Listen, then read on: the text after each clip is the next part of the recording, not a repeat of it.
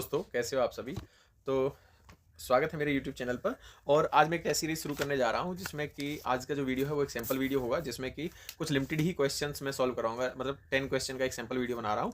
और इस वीडियो को बनाने का जो क्रेडिट है वो जाता है विजन आईएएस को, क्योंकि बिकॉज मैं विजन आईएएस का कंटेंट यूज़ कर रहा हूँ। तो मैं इस वीडियो के थ्रू आपको टेस्ट सीरीज सॉल्व करवाऊंगा जो कि आपके प्रीलिम्स के एग्जाम 2025 में काम आएगी। ठीक है, तो हम समय को यूज़ करते हैं और स्टार्ट करते हैं टेस्ट सीरीज। ठीक है, तो यहाँ पर हम बात करेंगे, जैसे कि पहला क्वेश्चन आता है कि संविधान द्वारा प्रदान की गई पहचान के संदर्भ में निम्नलिखित कथनों पर विचार कीजिए। तो संविधान लोगों को सामूहिक पहचान प्रदान करता है जब वे आधारभूत नियमों के लिए सहमत होते हैं। तो हम यहाँ पर समझेंगे कि संविधान लोगों को सामूहिक पहचान प्रदान करता है। तो इस क्वेश्चन के ये स्टेटमेंट ठीक है बिल्कुल। और क्योंकि ये ठीक क्यों है, क्योंकि हम इसे समझने के लिए इसका एक्सप्लेनेशन देखेंगे। तो आप अगर प्रस्तावना देखोगे तो प्रस्तावना शुरू होती है हम भारत के लोग से। ठीक है, तो जो हम वर्ड है ये एक सामूहिक पहचान हमें देता है, तो यानी कि एक कलेक्टिव कलेक्टिव आइडेंटिटी हमें देने की बात करता है। तो इसलिए हम इसे मानेंगे कि ये सामूहिक पहचान हमें प्रदान करता है। तो सही बात है। और सामूहिक पहचान क्या होती है? दूसरी चीज़ है कि ये जब वे आधारभूत नियमों के सहमत हो, यानी कि जितने भी भारत के लोग हैं वो लोग खुद ही तो अपने ऊपर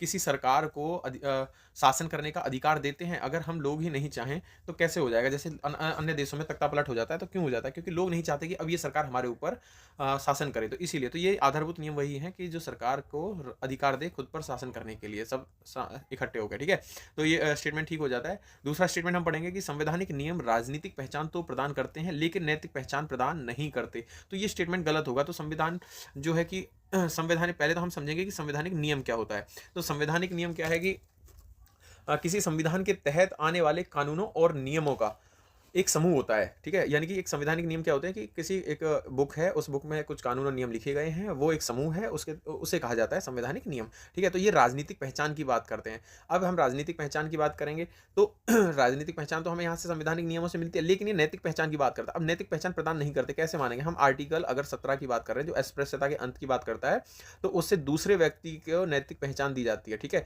वो कर सकते हैं। दूसरा सॉरी, आर्टिकल 17 हो गया। आर्टिकल हम 24 देखेंगे, 23 देखेंगे, जो कि बंधुआ मजदूरी और बाल मजदूरी को प्रतिबंधित करते हैं। तो वो भी तो नैतिक पहचान है उन लोगों की। तो इस तरह से हम ये मानेंगे। तो ये स्टेटमेंट जो है कि संवैधानिक नियम हमें राजनीतिक और नैतिक पहचान दोनों प्रदान करते हैं। नेक्स्ट क्वेश्चन हम देखेंगे।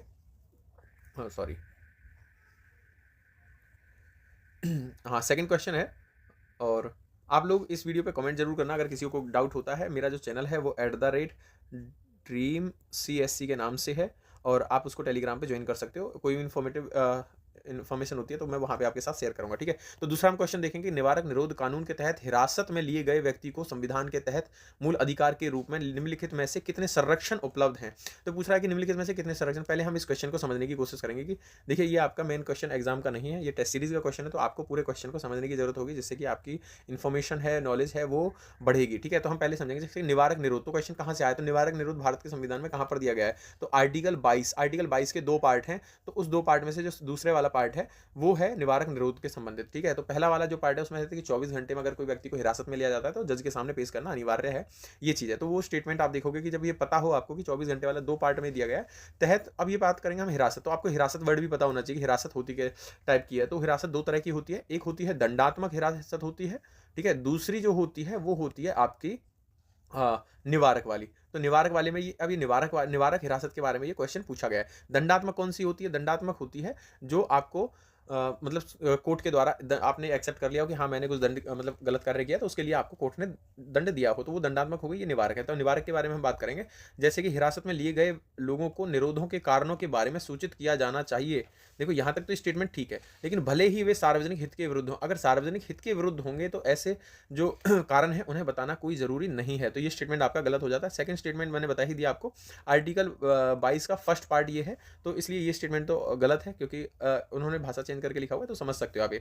तीसरा स्टेटमेंट भी इसका ठीक है, हिरासत में लिए गए व्यक्ति को निरोध के आदेश के विरुद्ध अनिवार्य रूप से प्रतिवेदन का अवसर दिया जाएगा। तो हम बिल्कुल चीज है यहाँ पर, उसे प्रतिवेदन का अवसर दिया जाएगा। ठीक है, अभी जो है इसमें हम थोड़ा सा निवारक निरोध को समझेंगे। तो यहाँ पर ये 3 माह के लिए डिटेंशन किया जा सकता है अधिकतम, लेकिन फिर उससे भी ज़्यादा अगर आगे डिटेंशन को बढ़ाना है तो उसके लिए एक सलाहकार बोर्ड होगा, जिसमें कि हाई कोर्ट के जज होते हैं। वो सलाहकार बोर्ड जब कहेगा तब उसे आगे 3 महीने से ज़्यादा बढ़ाया जा सकता है। ठीक है, तो ऑप्शन आपका क्वेश्चन नंबर 2 भी हो गया हो। अब जो एक चीज़ और मैं बताता हूँ, जैसे निवारक है, तो निवारक किसी मुकदमे के अंदर नहीं आता है, इसमें कोई मुकदमा की ज़रूरत नहीं होती, कोई एफआईआर की ज़रूरत नहीं होती है। ये चीज़ ध्यान रखनी है कि अगर ये जो क्वेश्चन है ये बुकिश टाइप के हैं, जो पहला क्वेश्चन था वो कॉन्सेप्चुअल क्वेश्चन था, ठीक है।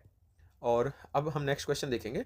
ये डीपीएसपी से संबंधित एक क्वेश्चन आया है। तो यहाँ पर जैसे कि निम्नलिखित में से कौन सी राज्य की नीति निर्देशक तत्वों, यानी कि डीपीएसपी की एक विशेषता, नहीं तो विशेषता पूछा हुआ कि नहीं है, तो यहाँ पर आप जो क्वेश्चन अटेम्प्ट करते हो तो नहीं अंडरलाइन कर लिया करो। तो अब हम पढ़ेंगे स्टेटमेंट। जैसे विधि निर्माण में इन सिद्धांतों को लागू करना राज्य का दायित्व है, बिल्कुल। आर्टिकल 38 सॉरी 38 नहीं 37 में ये कहा गया है, ठीक है। विधि निर्माण में इन सिद्धांतों को राज्य को पालन करना चाहिए। दूसरा है, ये किसी विधि की वैधानिक संवैधानिकता की जांच का निर्धारण करने में न्यायालयों की सहायता करते हैं। आप समझोगे कि कई बार न्यायालय इनकी मदद लेते हैं, ठीक है। तो ये भी ठीक हो जाएगा। अब ये तीसरा है कि ये कार्यपालिका की निरंकुशता और विधायिका के स्वेच्छाधारी विधियों पर अंकुश के रूप में कार्य करते हैं। तो ये अंकुश नहीं लगाते, गैर न्यायोचित प्रणाली के प्रकार के होते हैं, गैर न्यायोचित होते हैं, तो ये गलत है। और ये जो काम है ये कौन करता है, ये कार्य है एक्चुअली फंडामेंटल राइट्स का। तो फंडामेंटल राइट अंकुश लगाते हैं अगर फंडामेंटल राइट्स का वायोलेशन होता है, तब ये कार्यपालिका की, ठीक है।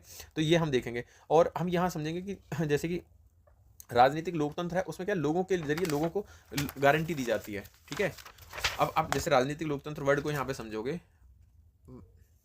लोकतंत्र को, तो यहाँ पर लोगों के द्वारा जो गारंटी दी जाती है, कि लोकतंत्र की गारंटी दी जाती है, जैसे कि अब्राहम लिंकन ने कहा था जनता द्वारा जनता के लिए शासन करना है, ठीक है। उस तरह से आप इस क्वेश्चन को समझ सकते हो। नेक्स्ट क्वेश्चन देखोगे आप, जैसे कि क्वेश्चन 4 है, तो निम्नलिखित में से कौन सा संविधानवाद की अवधारणा का सर्वश्रेष्ठ वर्णन करता है। अब आपको देखो, मैंने कितनी बार कहा है अपनी वीडियोस में कि आपको डेफिनेशंस पता होनी चाहिए ऐसे वर्ड्स की। तो आपको संविधानवाद की अगर डेफिनेशन पता है तो आप इजीली इस क्वेश्चन को अटेम्प्ट कर सकते हो। तो संविधानवाद में देखोगे तो यह एक विचारधारा है जो लिखित संविधान की सर्वोच्चता को बढ़ाती है।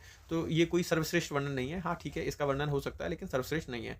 इसका अर्थ है कि लोकतांत्रिक देश में संविधान अनिवार्य है, तो ऐसा कहीं जरूरी नहीं है। तो ऑप्शन सी कहता है, इस सिद्धांत को दर्शाता है कि सरकार अपने प्राधिकार मूल विधि से प्राप्त करती है और ये प्राधिकार इसके द्वारा ही सीमित होते हैं। तो ये स्टेटमेंट बिल्कुल सही है। ऑप्शन डी इसका भी गलत होगा। इसका अर्थ है कि संविधान द्वारा नागरिकों को कुछ हस्तांतरणीय अधिकार प्रदान किए जाते हैं। तो ये स्टेटमेंट यहाँ पे सर्वश्रेष्ठ वर्णन नहीं करते हैं, ठीक है। तो पहले तो ये हो गया। अभी आप दूसरी चीज़ें इसकी समझोगे, तो दूसरी चीज़ें समझने के लिए आप विधि के शासन द्वारा, जैसे कि विधि का शासन है और शक्तियों का पृथक्करण होगा, व्यक्तिगत अधिकारों की सुरक्षा और विधिक बाध्यताओं का अनुपालन होता है, और सरकारी कार्य विधिक मानकों और सिद्धांतों के द्वारा नियंत्रित होते हैं। तो ये संविधानवाद कहता है सरकारी कार्य है जो विधिक मानकों और क्या कहते हैं सिद्धांतों के तहत नियंत्रित किए जाते हैं, ठीक है। अभी हम नेक्स्ट क्वेश्चन देखेंगे। सॉरी, तो क्वेश्चन 5 है, अमृत निम्नलिखित में से कौन सा ऑपरेशन अमृत का उद्देश्य है। तो हम ऑपरेशन अमृत को समझेंगे। तो ऑपरेशन अमृत किसने शुरू किया, 2018 में एक प्रोग्राम शुरू किया था केरला ने। तो केरला ने शुरू किया था इसको, जिसमें से कि anti microbial resistance strategy action plan उन्होंने लेके आए थे। अब उसके बाद में ये अमृत का उद्देश्य क्या था। अमृत क्या है कि ये संबंधित है एंटीबायोटिक दवाओं के अत्यधिक उपयोग से, यानी कि जो ओवर द काउंटर दवाई बेची जा रही हैं उनसे संबंधित है। तो उन पर छापा मार के उन दवाइयों को बंद करते। तो अमृत की फुल फॉर्म क्या है, तो अमृत है anti microbial resistance intervention for the total health, ठीक है। तो अब ये कब मनाया गया, तो केरला ने जनवरी के फर्स्ट वीक में इसे मनाया, ठीक है। तो पहले सप्ताह में इसे मनाया, ठीक है। आप इसको समझ सकते हो। तो 2018 में इन्होंने चलाया था प्रोग्राम, वो मैंने बता दिया, ठीक है। अब नेक्स्ट देखेंगे क्वेश्चन नंबर 6। देखो क्वेश्चन नंबर 6 है, निम्नलिखित में से कौन सा राज्य के नीति निर्देशक तत्वों का मूल उद्देश्य। तो नीति निर्देशक तत्व पता है आपको, संविधान के भाग 3 के अंतर्गत आते हैं। अब इनका उद्देश्य क्या है, देखो पहला स्थिति और अवसर की समता का, ऐसा नहीं है। दूसरा राजनीतिक न्याय, ये राजनीतिक न्याय भी नहीं प्रदान करते हैं। दूसरा तीसरा है सामाजिक और आर्थिक लोकतंत्र, हाँ बिल्कुल ठीक है, ये सही है। और आस्था की स्वतंत्रता की बात ये नहीं करते हैं। तो का मूल उद्देश्य जो है, मूल उद्देश्य है यहाँ पर सामाजिक और आर्थिक लोकतंत्र की बात करते हैं। अब नेक्स्ट क्वेश्चन देखेंगे हम, क्वेश्चन नंबर 7। क्वेश्चन नंबर 7 है कि राष्ट्रीय अनुसूचित जनजाति आयोग, national commission for schedule tribe के संदर्भ में निम्नलिखित कथनों पर विचार कीजिए। तो हम पहले NCST का बैकग्राउंड समझ लेते हैं। तो यहाँ पर हमें समझने की जो जरूरत है, पहले SC और ST के लिए एक जॉइंट कमीशन था जिसकी स्थापना 65 कॉन्स्टिट्यूशन अमेंडमेंट 1990s में की गई थी, ठीक है। उसके बाद सामाजिक व न्याय अधिकारिता मंत्रालय को लगा कि यह इसके प्रशासनिक कार्य नहीं कर सकता प्रॉपर प्राथमिक रूप से, तो इसलिए इन दोनों को विभाजित किया गया 2003 में, ठीक है। अब 2003 में 89 कॉन्स्टिट्यूशन अमेंडमेंट किया गया जिसके तहत इसको national commission of scheduled tribe यानी कि राष्ट्रीय अनुसूचित जनजाति आयोग की स्थापना की गई। तो इसीलिए स्टेटमेंट 1 ठीक है कि 2003 में 89 संवैधानिक संशोधन अधिनियम के माध्यम से गठित किया गया था, बिल्कुल ठीक है। इसमें सेकंड है कि देखो अब इसमें टोटली क्या होते हैं कि टोटल जो सदस्य होते हैं 5 सदस्य होते हैं, ठीक है। एक तो अध्यक्ष होता है इसका और एक उपाध्यक्ष होता है, 30 और प्लस में 3 अन्य सदस्य इसमें होते हैं, ठीक है, जिनकी नियुक्ति कौन करता है? राष्ट्रपति इनकी नियुक्ति करता है। अब राष्ट्रपति इनकी नियुक्ति करता है, राष्ट्रपति ही इनके कार्यकाल की जो सेवा शर्तें हैं वो निर्धारित करता है। तो ऐसे स्टेटमेंट 2 भी ठीक हो जाता है। स्टेटमेंट 3 की बात करें, किसी भी शिकायत की जांच करते समय आयोग के पास सिविल न्यायालय की सभी शक्तियां प्राप्त होती हैं, बिल्कुल सही बात है, इसके पास सिविल न्यायालय की सारी शक्तियां होती हैं। और आयोग का एक और प्रोसेस, एक चीज़ और, अगर कभी कभी किसी क्वेश्चन मिल जाता है तो आपको आयोग जो अपनी प्रक्रिया है उस प्रक्रिया का जो प्रोसेस है उसे वो विनियमित स्वयं कर सकता है, ठीक है। आयोग अपनी प्रक्रिया को विनियमित करने का अधिकार रखता है। और एक और है कि आयोग जो है अपनी प्रतिवर्ष रिपोर्ट यानी कि एवरी ईयर अपनी पर ईयर एक रिपोर्ट भेजेगा राष्ट्रपति को, राष्ट्रपति उसे संसद भवन मतलब संसद में रखेगा, ठीक है, ये है। और इसे आयोग को अगर लगता है कि रिपोर्ट पहले भेजी जानी तो वो उसे पहले भी भेज सकता है, ठीक है। तो नेक्स्ट क्वेश्चन देखेंगे, क्वेश्चन नंबर 8। निम्नलिखित में से समाजवादी सिद्धांतों में से कितने राज्य के नीति निर्देशक तत्वों में सिद्धांतों में परिलक्षित होते हैं? तो आपको देखो जो भी यहाँ पे इंपॉर्टेंट है कि नीति निर्देशक तत्व आपको अच्छे से कर लेने चाहिए। समाजवादी कौन से हैं, ठीक है, गांधीवादी कौन से हैं, इस प्रकार से। तो समाजवादी सिद्धांतों में राज्य के कितने? अब देखिए समाजवादी की बात करते हैं तो जैसे समान न्याय को बढ़ावा देना, गरीबों को निःशुल्क विधिक सहायता प्रदान करना, तो गरीबों को निःशुल्क विधिक सहायता प्रदान करने का यहाँ पे दिया गया है। तो ये कैसा लगता है आपको? लगता नहीं कि ये समाजवादी? तो बिल्कुल ही समाजवादी है, ये ठीक है। और हम सेकंड स्टेटमेंट पढ़ेंगे तो ग्राम पंचायतों को संगठित करना व उन्हें स्वशासन की इकाइयों के रूप में कार्य करने से में सक्षम बना। तो ग्राम पंचायतों के गठन की बात कौन करता है? भाई साहब गांधी करते हैं, तो गांधी जी करते हैं। तो ये गांधीवादी सिद्धांत होता है। तो स्टेटमेंट 2 गलत हो जाता है, स्टेटमेंट 1 ठीक है। और स्टेटमेंट 1 कौन सा? आर्टिकल 39A में आता है। अब हम देखेंगे काम व न्याय की संगत व मानवोचित दशाएं तथा प्रसूति सहायता का प्रावधान करना, बिल्कुल ठीक है, ये भी आर्टिकल 42 में आता है। तो ये दोनों आर्टिकल जो है आर्टिकल 39A और आर्टिकल 42 आपके समाजवादी सिद्धांतों में आते हैं, ठीक है। नेक्स्ट क्वेश्चन भी यहीं से है तो वो भी हम देखेंगे।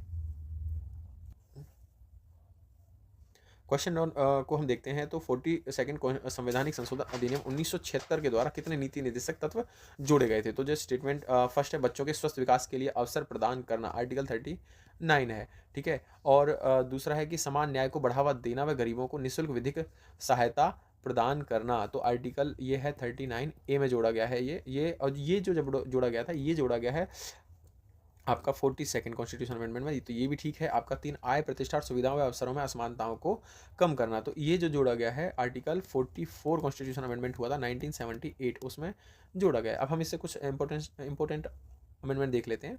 तो यहाँ पर जो है 86 कॉन्स्टिट्यूशन अमेंडमेंट हुआ है 2002 वाला। इसमें क्या है कि 6 वर्ष तक के बच्चे की शिक्षा व उसके स्वास्थ्य के लिए, ठीक है, उसको पालन पोषण करना, ध्यान रखना है। तो ये 86 कॉन्स्टिट्यूशन अमेंडमेंट है। 97 कॉन्स्टिट्यूशन अमेंडमेंट 2011 जोड़ा गया था, जो कि इंपॉर्टेंट है, जो कि सहकारी समितियों से संबंधित है। इसमें कौन सा? आर्टिकल 43B कहा जाता है, ठीक है। 97 कॉन्स्टिट्यूशन अमेंडमेंट में आर्टिकल्स हो गया 43B। नेक्स्ट क्वेश्चन देखेंगे तो इसके जो पहले वाला क्वेश्चन है इसके केवल 2 ठीक है। नेक्स्ट क्वेश्चन देखेंगे 10 निम्नलिखित में से किस प्रकार पारित किए गए विधेयक के माध्यम से 2 या 2 से अधिक राज्यों को मिलाकर एक राज्य का गठन किया जा सकता है? अब आपको पता होना चाहिए कि किससे नए राज्य का गठन किया जा सकता है। आर्टिकल है 3, आर्टिकल 3 है। तो पहली बात तो है, अगर किसी नए राज्य का गठन से संबंधित कोई प्रस्ताव लाया जाता है तो पहली बात है कि राष्ट्रपति की पूर्व स्वीकृति होनी चाहिए। दूसरी चीज़ है कि उसकी पूर्व स्वीकृति हेतु पहले ये जो है जो संबंधित राज्य होंगे पहले उन संबंधित राज्यों को भेजा जाएगा, फिर संबंधित राज्य की विधानमंडल में एक निश्चित समय सीमा में उसे राष्ट्रपति जी को वो वापस उस पर अपना जो विचार है वो भेजा जाएगा। लेकिन जो राष्ट्रपति को संबंधित विधानमंडल भेजेगा वह कोई बाध्यकारी नहीं होगी, जो सलाह होगी वो बाध्यकारी नहीं होगी। तो पहले ही समझना। तो इसके लिए 2 शर्तें हैं। 2 शर्तें, पहली राष्ट्रपति की पूर्व स्वीकृति चाहिए, दूसरा राष्ट्रपति उसे संबंधित विधानमंडल में से भेजे, ठीक है, एक निश्चित समय में वो से विधानमंडल को वापस बताना है। तो हम यहाँ समझेंगे कि जैसे आर्टिकल 3 है, आर्टिकल 3 में क्या क्या किया जा सकता है? किसी राज्य की क्षेत्र की सीमा बढ़ाना है, 2 या 2 से अधिक राज्यों की सीमाओं को मिला के, या किसी एक नए राज्य का निर्माण करना है, या फिर किसी नए मतलब राज्य का सीमा में परिवर्तन करना है, या उसके क्षेत्रफल को घटाना है, ठीक है, ये हम कर सकते हैं, या फिर कोई नाम में परिवर्तन करना है। तो आर्टिकल 3 के तहत ये कहा जाता है। और दूसरा एक और इम्पोर्टेंट है कि ये इस आर्टिकल 3 के लिए हम जो अमेंडमेंट करते हैं वो आर्टिकल 368 के तहत संवैधानिक संशोधन नहीं माना जाएगा, ये कॉन्स्टिट्यूशन अमेंडमेंट नहीं माना जाएगा। तो इसे सिर्फ साधारण बहुमत से ही पारित किया जाएगा, यानी कि आर्टिकल 3 के संबंध में साधारण बहुमत की आवश्यकता होती है। इसे आर्टिकल 368 के तहत कॉन्स्टिट्यूशन अमेंडमेंट नहीं माना जाएगा। तो आज मैंने 10 क्वेश्चन सॉल्व करवाए हैं और आप लोगों ने वीडियो को अंत तक देखा, उसके लिए बहुत बहुत धन्यवाद। और आप लोगों से अनुरोध है कि आपका कोई डाउट होता है तो आप उसके लिए मुझे कमेंट बॉक्स में कर सकते हो। बाकी हमारा टेलीग्राम चैनल है ड्रीम CSC, मैं यहाँ लिख देता हूँ @Dream CSE, यानी कि मेरे यूट्यूब चैनल का जो नाम है वो है। अगर पर्सनली मुझसे टेलीग्राम पे बात करनी है तो HRIS6996 ये मेरा टेलीग्राम आईडी है, आप इस पर मुझे पर्सनली भी मैसेज कर सकते हो। ठीक है, बहुत बहुत धन्यवाद।